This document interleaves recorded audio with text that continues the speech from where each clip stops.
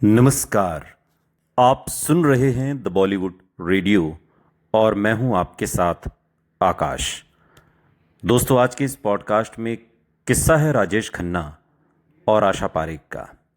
एक इंटरव्यू में आशा पारेख ने राजेश खन्ना के साथ की गई फिल्में और उस दौर को याद किया जब काका यानी कि राजेश खन्ना सुपरस्टारडम के दौर में थे।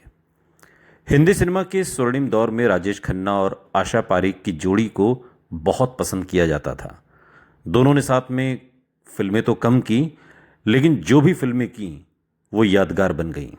बहारों के सपने, कटी पतंग, आन मिलो सजना और बाद के दिनों में धर्म और कानून जैसी फिल्मों में दर्शकों के दिलों में एक खास जगह आशा पारेख और राजेश खन्ना की जोड़ी ने बनाई।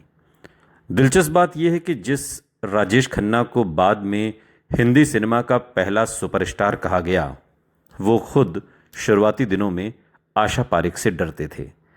और ये बात हम नहीं कह रहे, ये बात खुद आशा पारेख ने अपने कई इंटरव्यूज़ में बड़े ही मज़ेदार अंदाज में बताई।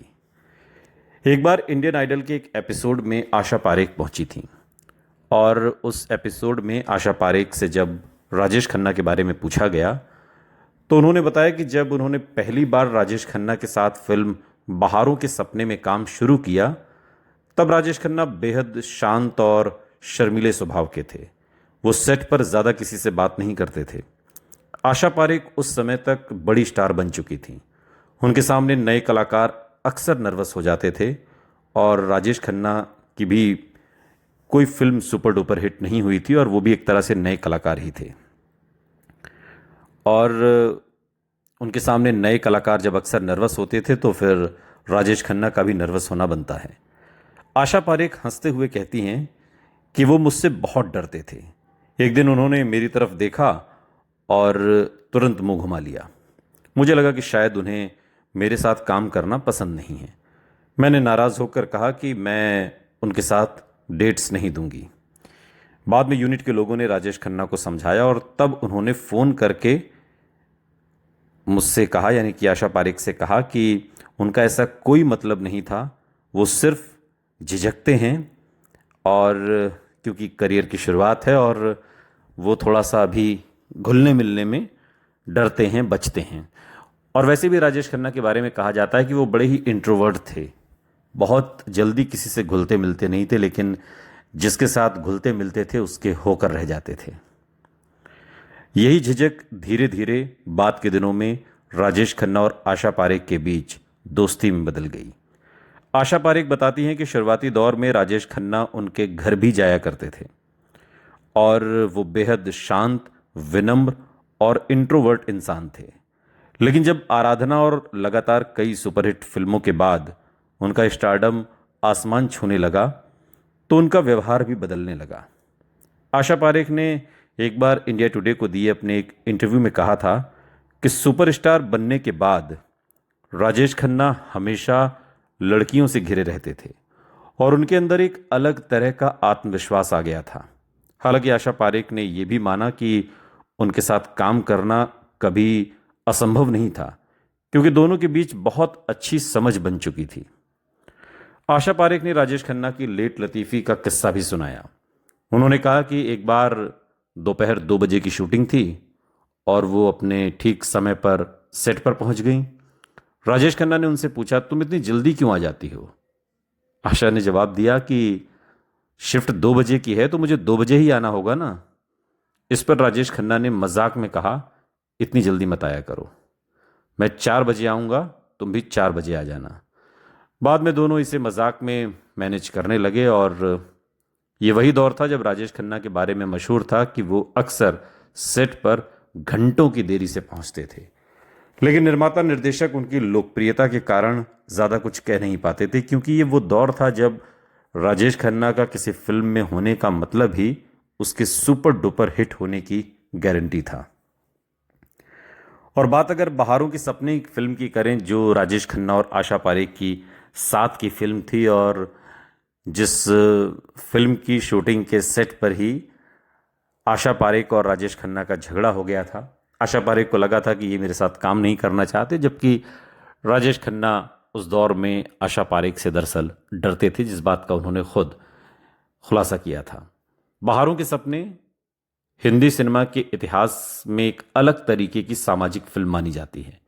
इसका निर्देशन और निर्माण नासिर हुसैन ने किया था, और दिलचस्प बात यह है कि नासिर हुसैन उस समय रंगीन और म्यूजिकल रोमांटिक फिल्मों के लिए मशहूर थे, लेकिन बहारों के सपने उन्होंने ब्लैक एंड वाइट बनाई।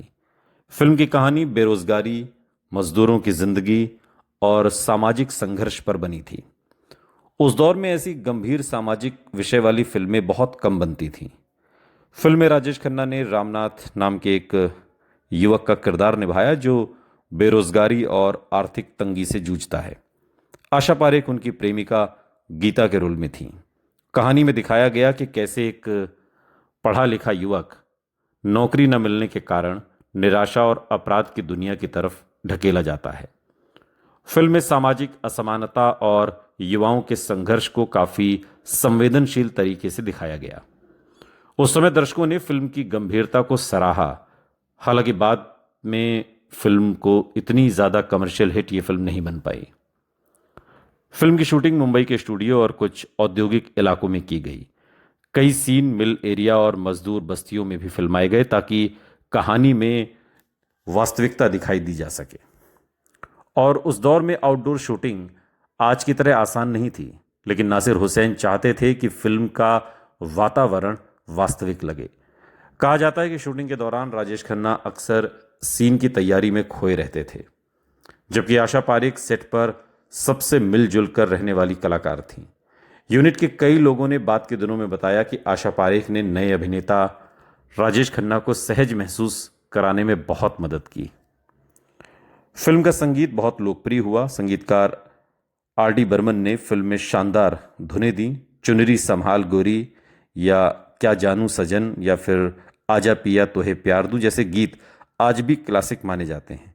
खासकर आजा पिया तोहे प्यार दूं, इसमें आशा पारेख की स्क्रीन प्रेजेंस और राजेश खन्ना की मासूम रोमांटिक छवि दर्शकों को बहुत पसंद आई। उस दौर में संगीत फिल्मों की जान हुआ करते थे और बहारों के सपने के गीतों ने फिल्म को लंबे समय तक यादगार बनाए रखा। इसके बाद जब कटी पतंग आई तब तक राजेश खन्ना सुपरस्टार बन चुके थे। ये फिल्म दोनों के करियर की सबसे यादगार फिल्मों में से एक मानी जाती है। आशा पारेख ने इस फिल्म में विधवा महिला का बेहद संवेदनशील किरदार निभाया था, जिसके लिए उन्हें फिल्म फेयर अवार्ड भी मिला।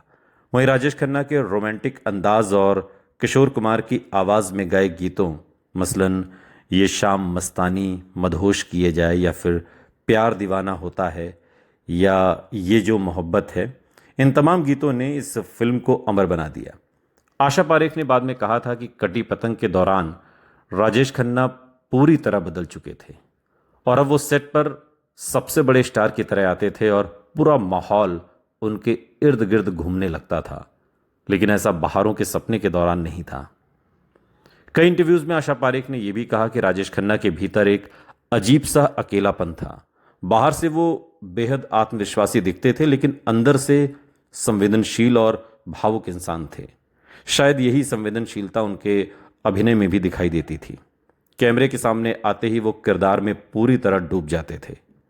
आशा पारेख ने कहा था कि राजेश खन्ना के चेहरे पर या चेहरे का जो क्लोजअप है वही दर्शकों को दीवाना बना देता था। उनकी आंखों में एक अलग तरह की मासूमियत थी जो रोमांटिक सीन्स को बिल्कुल जादुई बना देती थी। दिलचस्प बात यह है कि आशा पारेख ने हमेशा राजेश खन्ना को बेहद प्रतिभाशाली अभिनेता माना।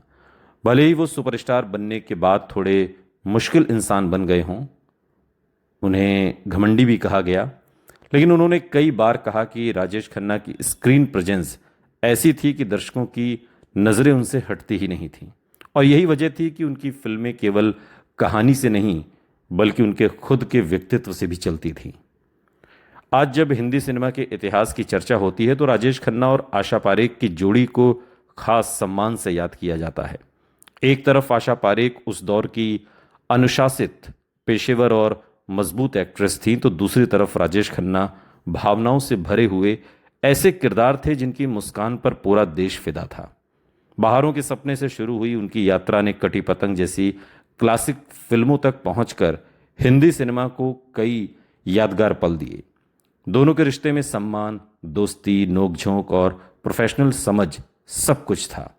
यही वजह थी कि दर्शकों को बाद के दिनों में भी, या यूं कहिए कि आज दशकों बाद भी, उनके किस्से उतनी ही दिलचस्पी से सुनाए जाते हैं और सुने भी जाते हैं। हमें ही ले लीजिए, हम आपको ये किस्सा सुना रहे हैं और आप हमें सुन रहे हैं।